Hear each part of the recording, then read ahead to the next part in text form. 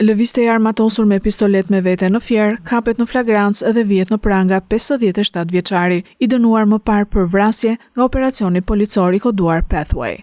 Sekuestrohet arma e zjarrit pistolet me 2 krora me municion luftarak. Policia njofton se shërbimet e forcës së posaçme operacionale në bashkëpunim me seksionin për hetimin e krimit kundër personit dhe shërbimet e komisariatit të policisë Fier në vijim të punës për evidentimin dhe goditjen e rasteve të armbajtjes pa leje, bazuar edhe në informacionet e siguruara për një shtetas që lëviste i armatosur, kanë organizuar dhe finalizuar operacionin policor të koduar Pathway.